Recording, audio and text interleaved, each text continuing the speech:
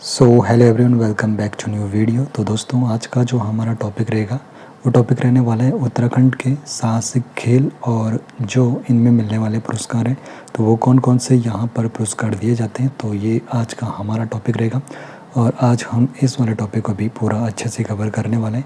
तो जो भी महत्वपूर्ण प्रश्न आपके एग्ज़ाम के पॉइंट ऑफ व्यू से रहेंगे वो सब हम यहाँ पर आज डिस्कस करने वाले हैं। तो पहला जो प्रश्न है, उत्तराखंड में पर्वतारोहण के इतिहास में नंदा देवी पर्वत का क्या महत्व है। नंदा देवी पर्वत, तो इसकी ऊंचाई के बारे में आपको जानकारी होनी चाहिए। तो नंदा देवी पश्चिमी पर्वत की जो ऊंचाई है 7,817 मीटर है। तो ये नंदा देवी पर्वत की आप लोग यहाँ पर फोटो देख सकते हो। तो नंदा देवी जो पर्वत है उत्तराखंड में पर्वतारोहण की शुरुआत का प्रतीक माना जाता है। तो उत्तराखंड में पर्वतारोहण की शुरुआत का प्रतीक कौन माना जाता है? ये नंदा देवी पर्वत माना जाता है। तो देखिए, सन 1905 की बात थी और 1905 में एक व्यक्ति थे टीजी लॉन्गस्टॉफ ने क्या करा, नंदा देवी अभियान की शुरू करी थी। सबसे पहले नंदा देवी पर चढ़ाई की जो अभियान इन्होंने शुरू करा था, टीजी लॉन्गस्टॉफ ने 1905 में अभियान शुरू करा था।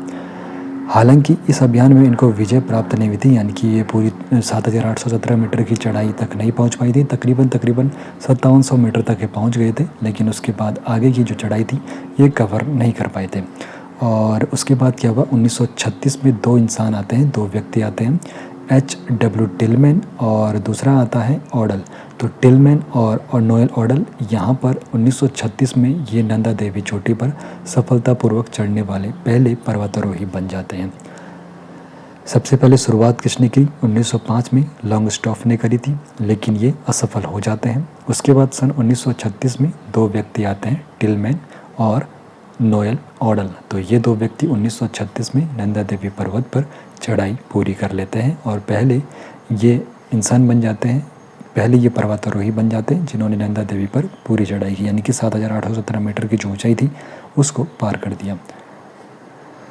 अगला जो प्रश्न बन सकता है, नेहरू पर्वतारोहण संस्थान, जिसको निम के नाम से भी जाना जाता है, इसकी स्थापना के बारे में पूछा जाता है। ये किस जिले में है, इसके बारे में भी काफ़ी बार पूछा जाता है। तो नेहरू पर्वतारोहण संस्थान, जिसको निम भी कहते हैं, ये उत्तराखंड के उत्तरकाशी जिले में मौजूद है और इसकी स्थापना के बारे में पूछा जाएगा तो इसकी स्थापना होती है 14 नवंबर 1965 को। 14 नवंबर बाल दिवस के रूप में मनाया जाता है। जवाहरलाल नेहरू जी का जो जन्म दिवस है वो बाल रूप में मनाया जाता है, बाल दिवस के रूप में मनाया जाता है। तो 14 नवंबर को ही इसकी स्थापना हुई थी। सन 1965 में स्थापना हुई। कहाँ पर स्थापना हुई? उत्तरकाशी। और इसका नाम क्या है? नेहरू पर्वतारोहण संस्थान, जिसको निम के नाम से भी जाना जाता है। तो इस संस्थान का जो उद्देश्य है, पर्वतारोहण को व्यवस्थित रूप से बढ़ावा देना इस संस्थान का मुख्य उद्देश्य है। आगे बढ़ेंगे, बछेंद्री पाल कौन है? इनसे भी कई सवाल बनते हैं। उन्होंने कौन सी उल्लेखनीय उपलब्धियां हासिल की है उसके बारे में भी हम जानेंगे। तो बछेंद्री पाल जी का जो जन्म होता है 24 मई 1954 को होता है। 24 मई 1954 को इनका जो जन्म होता है उत्तरकाशी जिले के नाकुरी गाँव में होता है। नाकुरी गाँव में बछेंद्री पाल जी का जन्म होता है 24 मई 1954 को उत्तरकाशी के नाकुरी जिले में। और ठीक 30 साल के बाद अपने जन्म दिवस के एक दिन पहले 23 मई 1984 को ये माउंट एवरेस्ट फतह कर देती है। 23 मई 1984 को इन्होंने माउंट एवरेस्ट फतह किया और ये भारत की पहली महिला बन गई जिन्होंने माउंट एवरेस्ट को फतह किया। इनको जो पुरस्कार मिले हैं तो इनको पद्मश्री मिला है। इनको पद्मश्री मिला है सन 1984 में। ठीक 2 साल के बाद इनको मिला अर्जुन पुरस्कार 1986 में और 2019 में इनको पद्म भूषण भी मिल चुका है। और इसके साथ साथ अन्य कई पुरस्कारों से भी इनको सम्मानित किया गया है। आगे बढ़ने से पहले आपको बताना चाहता हूँ, अगर आप लोग हमें फाइनेंशियली सपोर्ट करना चाहते हो तो आप लोग इस QR कोड को स्कैन करके हमें फाइनेंशियली सपोर्ट प्रोवाइड कर सकते हो। आगे बढ़ेंगे, अगला जो प्रश्न बनता है, उत्तराखंड में स्कीइंग से भी कई प्रश्न बनते हैं। तो उत्तराखंड में स्कीइंग के लिए कौन कौन से स्थान प्रसिद्ध है और उनसे जुड़ी हुई गतिविधियाँ कौन सी है, तो उसके बारे में जान लेते हैं। उत्तराखंड में स्कीइंग के लिए जो प्रसिद्ध स्थान है वो है उत्तराखंड का चमोली जिला। तो चमोली जिले में आप लोगों ने औली के बारे में ज़रूर सुना होगा। तो यहाँ पर ये स्कीइंग के लिए प्रसिद्ध है। औली में रोपवे, जिसको ओली परियोजना भी कहा जाता है, इसका जो शुभारंभ होता है जुलाई 1983 में होता है। ये डेट भी आपके लिए काफ़ी ज़्यादा इंपॉर्टेंट रहने वाली है। तो ओली में क्या होता है, रोपवे, जिसको ओली परियोजना भी कहते हैं, इसकी जो शुभारंभ यानी कि शुरुआत होती है जुलाई 1983 में इसका शुभारंभ होता है। और ये कौन करता है, जुलाई 1983 में इंदिरा गांधी जी के द्वारा इसका शुभारंभ होता है। और सन 1987 से गढ़वाल मंडल विकास निगम द्वारा प्रतिवर्ष ओली में स्कीइंग महोत्सव का आयोजन भी किया जाता है। जुलाई 1983 में इसका शुभारंभ होता है इंदिरा गांधी जी के द्वारा, और 1987 से गढ़वाल मंडल विकास निगम के द्वारा प्रतिवर्ष ओली में स्कीइंग महोत्सव का भी आयोजन किया जाता है। रिवर राफ्टिंग, जो कि उत्तराखंड में एक काफ़ी साहसिक यहाँ पर खेल के रूप में जाना जाता है। तो रिवर राफ्टिंग आप लोगों ने, अगर आप लोग कभी ऋषिकेश आए होंगे तो वहाँ पर आप लोगों ने रिवर राफ्टिंग जरूर की होगी। तो रिवर राफ्टिंग के लिए जो प्रसिद्ध जल क्रीड़ा है, तो टिहरी बांध और आसन बैराज यहाँ पर इसके मुख्य प्रमुख स्थान है जहाँ पर रिवर राफ्टिंग होती है। और गंगा नदी में भी ऋषिकेश में आप लोगों ने देखा होगा रिवर राफ्टिंग होती है। और वहाँ पर जो रिवर राफ्टिंग होती है 9 किलोमीटर 14 किलोमीटर इस प्रकार वहाँ पर आप लोग रिवर राफ्टिंग कर सकते हो। ऋषिकेश से 9 किलोमीटर आगे एक इनका स्टॉप रहता है, फिर एक इनका 14 ब्यासी रहता है, ब्यासी की तरफ से भी राफ्टिंग होती है। तो वहाँ पर आप लोग साहसिक खेलों का एंजॉय कर सकते हो। उत्तराखंड की कई नदियाँ रिवर राफ्टिंग के लिए उपयुक्त है, जिससे यह राज्य एक लोकप्रिय साहसिक खेल भी बन चुका है। अब बात करते हैं देवभूमि उत्तराखंड खेल रत्न के बारे में। तो देवभूमि उत्तराखंड खेल रत्न जो पुरस्कार है, इसकी शुरुआत के बारे में भी कई बार पूछा जाता है और यह किसे दिया जाता है, तो ये भी हम जानते हैं। देवभूमि उत्तराखंड खेल रत्न जो पुरस्कार है, तो इसकी जो शुरुआत होती है सन 2013 में इसकी शुरुआत होती है। देवभूमि उत्तराखंड खेल रत्न पुरस्कार की शुरुआत 2013 में होती है और यह पुरस्कार उन खिलाड़ियों को दिया जाता है जिन्होंने खेल के क्षेत्र में उत्कृष्ट प्रदर्शन किया हो।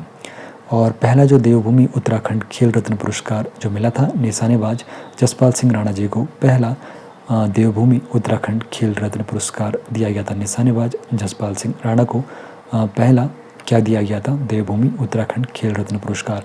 और इसकी शुरुआत कब होती है, 2013 से इसको दिया जाना शुरू हुआ था और पहला मिलता है निशानेबाज जसपाल सिंह राणा जी को।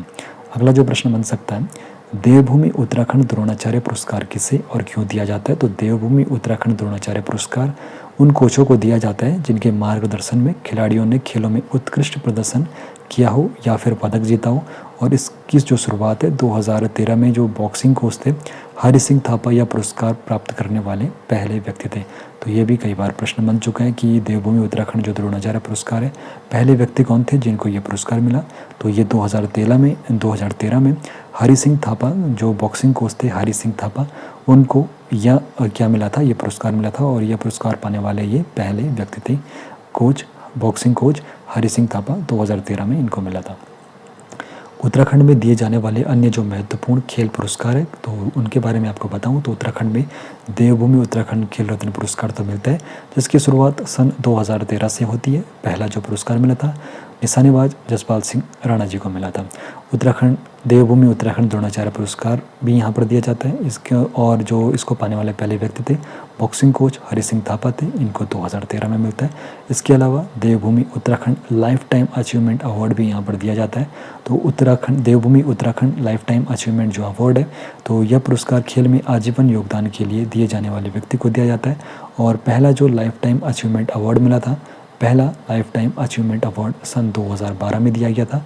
और पद्म बहादुर मल को बॉक्सिंग में ये क्या मिला था, जिनका नाता बॉक्सिंग से था, पद्म बहादुर मल, तो इनको लाइफ टाइम अचीवमेंट अवार्ड मिला था 2012 में। पद्म बहादुर मल, बॉक्सिंग के खेल से इनका संबंध है।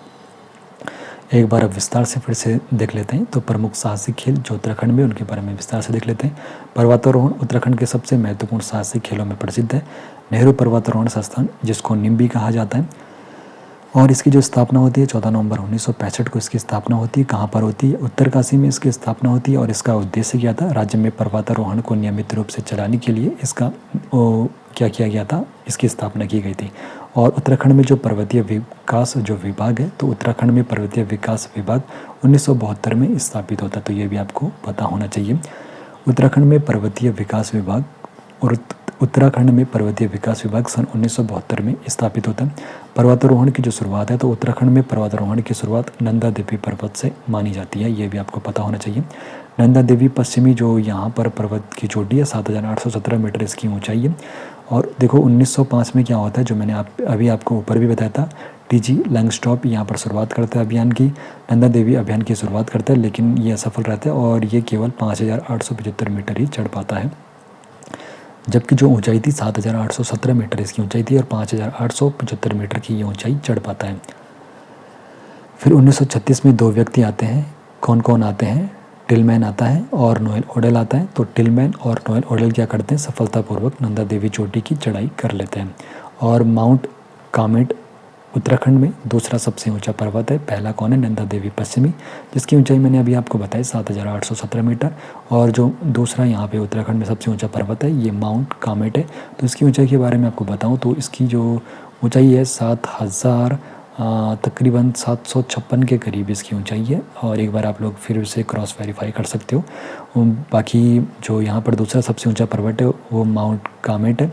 और 1931 में अंग्रेज पर्वतारोही थे फ्रैंक एस स्मिथ और ये सिस्टेड ने सफलतापूर्वक यहाँ पर चढ़ाई करी थी। तो अभी कई बार प्रश्न बन चुका है कि 1931 में कौन से वो व्यक्ति थे जिन्होंने उत्तराखंड का जो दूसरा सबसे ऊंचा पर्वत है माउंट कामेट तो उसकी यहाँ पर चढ़ाई की थी। तो 1931 में फ्रैंक एस स्मिथ और सिस्टेड ने क्या करी थी, यहाँ पर चढ़ाई की थी। स्कीइंग के बारे में अभी मैंने आपको बताया। स्कीइंग के लिए उत्तराखंड का जो प्रसिद्ध स्थान है औली है। औली कहाँ पर है? चमोली गढ़वाल में स्कीइंग के लिए जो कि प्रसिद्ध है। और औली जो राजमार्ग परियोजना थी तो इसका शुभारंभ कब होता है? जुलाई 1983 में इसका शुभारंभ होता है। और औली जो परियोजना थी, जो रोपवे परियोजना थी, तो देखो जुलाई 1983 में इसका शुभारंभ तो होता है, लेकिन शुभारंभ करता कौन है? इंदिरा गांधी जी इसकी शुभारंभ करती है। और स्कीइंग खेल जो महोत्सव है इसकी शुरुआत कब होती है? 1987 से। प्रतिवर्ष इसको यहाँ पर गढ़वाल मंडल विकास निगम के द्वारा इसकी शुरुआत होती है 1987 से। रिवर राफ्टिंग जल क्रीड़ा तो ये भी काफ़ी ज़्यादा फेमस हो रहा है, उत्तराखंड में साहसिक क्रीड़ा के रूप में जाना जा रहा है और उत्तराखंड का एक प्रसिद्ध साहसिक खेल बनता जा रहा है। उत्तराखंड के कुछ प्रमुख पर्वतारोहियों के बारे में अभी मैंने आपको बताया, लेकिन एक बार फिर से कुछ और इन्फॉर्मेशन मैं आपको खिलाड़ियों के बारे में दे देता हूँ। तो बछेंद्री पाल के बारे में आप लोगों ने जान लिया। बछेंद्री पाल का जो जन्म होता है 24 मई 1954 को होता है। उत्तरकाशी में इनका नाकुरी गाँव में इनका जन्म होता है। और इनकी जो उपलब्धि है 23 मई 1984 को इन्होंने क्या किया था? माउंट एवरेस्ट को फतह किया था। माउंट एवरेस्ट फतह करने वाली ये देश की पहली महिला थी और विश्व की ये 5वीं महिला बनी थी। 23 मई 1984 को देश की पहली महिला थी जिन्होंने माउंट एवरेस्ट फतह किया और विश्व की ये 5वीं महिला थी। पुरस्कार इनको कौन कौन से मिले ये अभी मैंने आपको बताया। पद्मश्री इनको मिलता है जिस साल इन्होंने माउंट एवरेस्ट फतह किया 1984 में। 2 साल के बाद अर्जुन पुरस्कार भी इनको मिलता है। और भारतीय पर्वतारोहण फाउंडेशन द्वारा स्वर्ण पदक इनको कब मिलता है? तो भारतीय पर्वतारोहण फाउंडेशन द्वारा बछेंद्री पाल को जो स्वर्ण पदक मिलता है ये 1984 में मिलता है। और नेशनल एडवेंचर अवार्ड जो इनको मिलता है तो नेशनल एडवेंचर अवार्ड इनको 1994 में मिलता है। तो 1994 में इनको 3 अवार्ड मिलता है। एक तो पद्मश्री मिल जाता है, एक इनको भारतीय पर्वतारोहण फाउंडेशन के द्वारा स्वर्ण पदक मिलता है, और नहीं 2 इनको जो यहाँ पे पदक मिलते हैं 1984 में मिलता है और 1994 में इनको एक मिलता है नेशनल एडवेंचर अवार्ड। तो नेशनल एडवेंचर अवार्ड जो इनको मिलता है 1994 में मिलता है। फिर हेमंती नंदन बहुगुणा गढ़वाल विश्वविद्यालय के द्वारा PhD इनको मानद के स्वरूप में दी गई थी, ये 1997 में दी गई थी। और पद्म भूषण इनको 2019 में दिया गया था। हरि सिंह थापा को कौन सा यहाँ पर पुरस्कार मिला? तो हरि सिंह थापा को 1965 में अर्जुन पुरस्कार से नवाजा गया था। हरि सिंह थापा को जो बॉक्सिंग से इनका नाता है तो हरि सिंह थापा तो इनको 1965 में क्या दिया गया था? इनको 1965 में अर्जुन पुरस्कार से नवाजा गया था। चंद्रप्रभा ऐतवाल जी तो 1941 में पिथौरागढ़ में इनका जन्म होता है और ये भी एक पर्वतारोही है चंद्रप्रभा ऐतवाल जी। और इनकी जो उपलब्धि है 1984 में एवरेस्ट अभियान की ये सदस्य रह चुकी है। इनको जो पुरस्कार मिले, अर्जुन पुरस्कार इनको 1981 में मिला है, पद्मश्री इनको 1990 में मिला है और नेशनल एडवेंचर अवार्ड इनको 1994 में मिला है। तो ये आपको पता होना चाहिए। चंद्रप्रभा ऐतवाल जी भी यहाँ पर मुख्य खिलाड़ी के तौर पर है जिनका जन्म 1941 में होता है और ये जन्म इनका पिथौरागढ़ में होता है। उपलब्धि क्या है? 1984 में जो एवरेस्ट अभियान के जो सदस्य के रूप में इनकी उपलब्धि है। पुरस्कार इनको अर्जुन पुरस्कार इनको 1981 में मिल चुका था। उसके बाद पद्मश्री इनको 1990 में और नेशनल एडवेंचर अवार्ड 1994 में मिला। और अब डॉक्टर हर्षवंती बिष्ट के बारे में भी काफ़ी ज़्यादा इन्फॉर्मेशन आपको पता होनी चाहिए। इनका जो जन्म है पौड़ी जनपद के सुक्की गांव में इनका जन्म हुआ था डॉक्टर हर्षवंती बिष्ट का। 1981 में नंदा देवी पर्वत का सफलतापूर्वक आरोहण इन्होंने किया था। 1984 में एवरेस्ट अभियान दल की ये सदस्य रह चुकी है डॉक्टर हर्षवंती बिष्ट ने। 1981 में इन्होंने नंदा देवी पर्वत का सफलतापूर्वक आरोहण किया था। इनको जो पुरस्कार मिले 1981 में जब इन्होंने नंदा देवी पर्वत का सफलतापूर्वक आरोहण किया था डॉक्टर हर्षवंती बिष्ट ने, तो 1981 में इनको अर्जुन पुरस्कार से नवाजा गया। और हाल ही में इंडियन माउंटेनियरिंग फाउंडेशन IMF की पहली महिला अध्यक्ष भी ये बन चुकी है डॉक्टर हर्षवंती बिष्ट। आगे बात करते हैं सुमन कुटियाल जी के बारे में। तो सुमन कुटियाल जी धारचूला पिथौरागढ़ की निवासी हैं। 1993 में एवरेस्ट फतह किया इन्होंने। तो सुमन कुटियाल जी ने एवरेस्ट फतह कब किया? 1993 में सुमन कुटियाल जी ने एवरेस्ट फतह किया। और नेशनल एडवेंचर अवार्ड जो इनको मिला, तो ये इनको भी 1994 में नेशनल एडवेंचर अवार्ड मिला और इन्होंने एवरेस्ट का फतह किया था। 1993 में इन्होंने एवरेस्ट फतह किया था। उसके एक साल के बाद नेशनल एडवेंचर अवार्ड इनको 1994 में मिला था सुमन कुटियाल जी को। लवराज सिंह धर्मशक्तु, तो यहाँ पे लवराज सिंह धर्मशक्तु जो है 1970 में पिथौरागढ़ में इनका जन्म हुआ था। 7 बार एवरेस्ट का सफल आरोहण इन्होंने किया था, ये भी एक रिकॉर्ड है। लवराज सिंह धर्मशक्तु, तो इन्होंने 7 बार एवरेस्ट का सफल आरोहण किया है। पिथौरागढ़ के ये निवासी थे। पद्मश्री इनको जो मिला है 2014 में इनको पद्मश्री मिला है। और अन्य प्रमुख जो पर्वतारोही है जिसमें सविता कंसवाल भी जी है। सविता कंसवाल उत्तरकाशी की रहने वाली है। चंचल सिंह है, मोहन सिंह कुंजियाल है, हरीश चंद्र रावत है, हर्षवर्धन दत्त बहुगुणा है, हुकुम सिंह रावत, तो ये अन्य प्रमुख पर्वतारोही है। तो राज्य के जो प्रमुख खेल पुरस्कार है उनके बारे में एक बार विस्तार से जान लेते हैं। तो देवभूमि उत्तराखंड खेल रत्न पुरस्कार, जिसकी शुरुआत 2013 में होती है। देवभूमि उत्तराखंड खेल रत्न पुरस्कार की जो प्रथम प्राप्त करता है ये जसपाल सिंह राणा है। निशानेबाजी से इनका संबंध है। 2013 में इनको देवभूमि उत्तराखंड खेल रत्न पुरस्कार से नवाजा गया।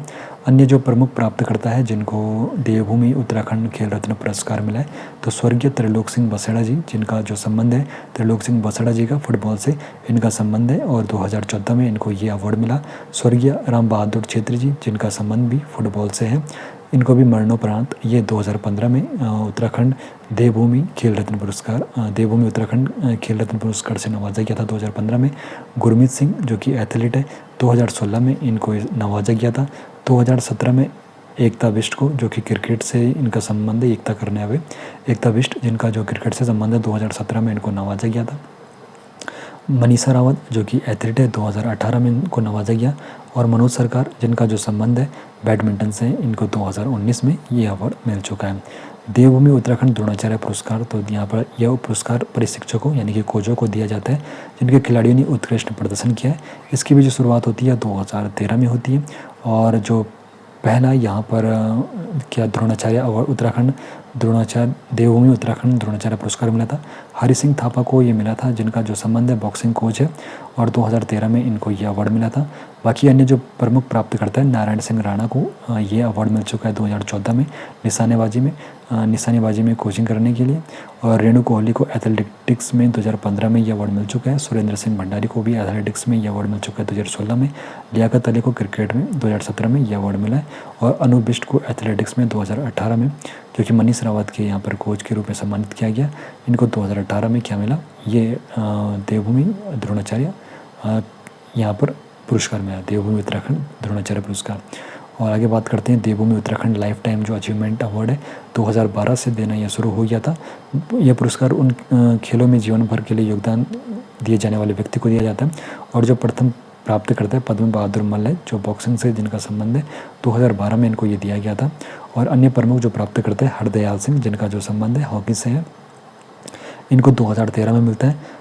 और हरदर्द कापरी जो कि जिनका संबंध बास्केटबॉल से 2014 में इनको मिलता है। जगत सिंह बिष्ट जिनका जो संबंध है वॉलीबॉल से है, इनको 2015 में मिलता है। राजेंद्र रावत जिनका जो संबंध है हॉकी से 2016 में मिलता है। अरुण सूद जिनका जो संबंध है वॉलीबॉल से, इनको 2019 में मिलता है। तो ये सारे मैंने अभी आपको यहाँ पे पूरी इन्फॉर्मेशन दे दी है। अगर इन्फॉर्मेशन पसंद आई हो तो ज़रूर हमें फाइनेंशियली सपोर्ट कीजिए।